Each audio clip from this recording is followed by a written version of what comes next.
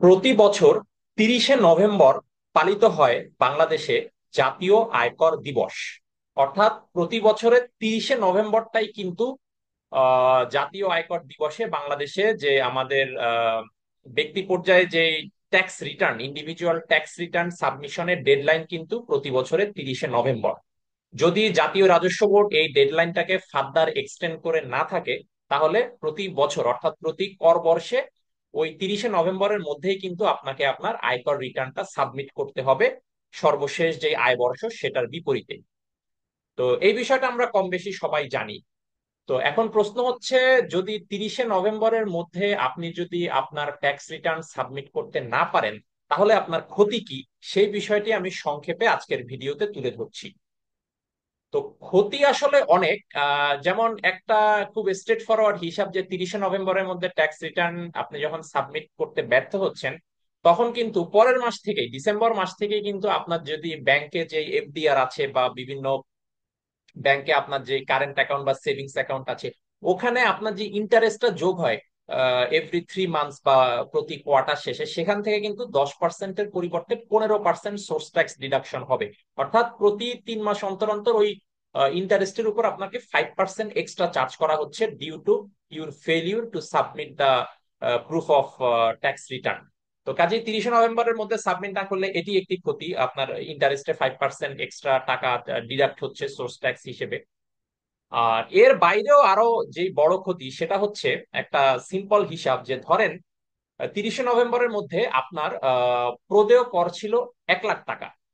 আপনার এর আগে আপনি যে উৎসে কর কর্তন বা অগ্রিম কর এগুলো সব পে করার পর, লেটস অ্যাজিউম দ্যাট আগামী 30শে নভেম্বরের মধ্যে আপনার জন্য প্রদেয় কর আপনাকে পে করতে হবে আরো 1 লাখ টাকা, apart from advance income tax or source tax, যেগুলো অলরেডি পেইড, ওর বাইরেও আরো 1 লাখ টাকা আপনাকে পে করতে হবে প্রদেয় কর আগামী 30শে নভেম্বরের মধ্যে।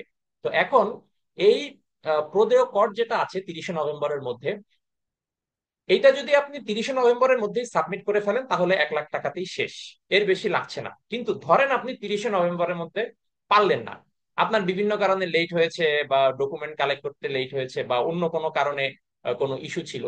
তো তখন আসলে কি হচ্ছে, আমি একটা উদাহরণ হিসেবে ধরে নিলাম, আপনি 30শে নভেম্বরের পরিবর্তে 10ই ফেব্রুয়ারি, অর্থাৎ পরের বছরের 10ই ফেব্রুয়ারি আপনি সাবমিট করছেন, অর্থাৎ আহ ডিসেম্বর, জানুয়ারি, ফেব্রুয়ারি 3 মাস পরে।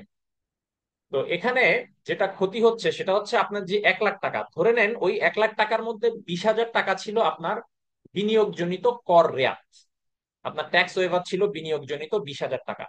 তো 30শে নভেম্বরের মধ্যে আপনি ট্যাক্স রিটার্ন সাবমিট করতে ব্যর্থ হলে, ওই যে 20,000 টাকার আপনি বিনিয়োগজনিত কর রেয়াত দাবি করেছিলেন, সেই দাবিটা আর প্রযোজ্য হবে না। অর্থাৎ আপনাকে ওই 20,000 টাকা কর রেয়াত যেহেতু থাকছে না, অতএব এক্সট্রা 20,000 টাকাও পে করতে হচ্ছে, তার মানে 1,20,000 টাকা আপনাকে পে করতে হচ্ছে। এটার উপর আবার আপনাকে প্রতি মাসের জন্য 2% হারে মাসিক বিলম্ব সুদ দিতে হবে, এবং এটা ভগ্নাংশ মাসের জন্য প্রযোজ্য। অর্থাৎ 30শে নভেম্বর ডেডলাইন ছিল ডিসেম্বর, জানুয়ারি আর ফেব্রুয়ারি মাসের 10 তারিখ, যদিও ফেব্রুয়ারি মাসের 10 তারিখ, কিন্তু যেহেতু এটা ভগ্নাংশ, ভগ্নাংশ হলেও এটাকে পূর্ণ মাস হিসেবে কাউন্ট করতে হবে। তাহলে ডিসেম্বর, জানুয়ারি, ফেব্রুয়ারি 3 মাস, তাহলে এই 1,20,000 টাকা তো আপনাকে দিতে হচ্ছেই, পাশাপাশি এই 1,20,000 টাকার উপর আপনাকে মাসিক 2% হারে একটা বিলম্ব সুদ দিতে হবে এই 3 মাসের জন্য। তাহলে 1,20,000 টাকার 2% হচ্ছে আহ লেটস সে 2,400 টাকা, 1,20,000 টাকা। তাহলে আমি যখন এই 1,20,000 টাকা হিসাব করছি, তো তখন এই 1,20,000 টাকার যেই 2,400 টাকা করে, এটা 2% সুদ দিতে হচ্ছে প্রতি মাসের জন্য। তাহলে 2,400 টাকা ইন্টু 3 মাস, যেহেতু 3 মাসের আপনি লেট হয়েছে, তাহলে 2,400 টাকা ইন্টু 3 মাস, অর্থাৎ 7,200 টাকা, 7,200 টাকা। তাহলে ওই 1,20,000 টাকা যোগ 7,200 টাকা, টোটাল 1,27,200 টাকা আপনাকে টোটাল পে করতে হচ্ছে এই 30শে নভেম্বরের মধ্যে ট্যাক্স রিটার্ন জমা দিতে ব্যর্থ হয়। অর্থাৎ যেখানে 30শে নভেম্বরের মধ্যে জমা দিলে আপনার 1 লাখ টাকা জমা দেওয়া লাগতো, সেখানে 30শে নভেম্বরের পরিবর্তে 10ই ফেব্রুয়ারি জমা দেওয়ায়, 3 মাস পরে জমা দেওয়া আপনাকে পে করতে হচ্ছে টোটাল 1,27,200 টাকা। অর্থাৎ 27,200 টাকা আপনাকে এক্সট্রা পে করতে হচ্ছে, যেহেতু আপনি 30শে নভেম্বরের মধ্যে আপনার ট্যাক্স রিটার্নটা সাবমিট করতে ব্যর্থ হয়েছেন। আবার ওদিকে ওই 3 মাসও আপনাকে আপনার ব্যাংক বা এফডিআর যেখানে আছে সেখানে আপনাকে ওই ইন্টারেস্টের উপর 10%-এর পরিবর্তে 15% সোর্স ট্যাক্স ডিডাক্ট করছে।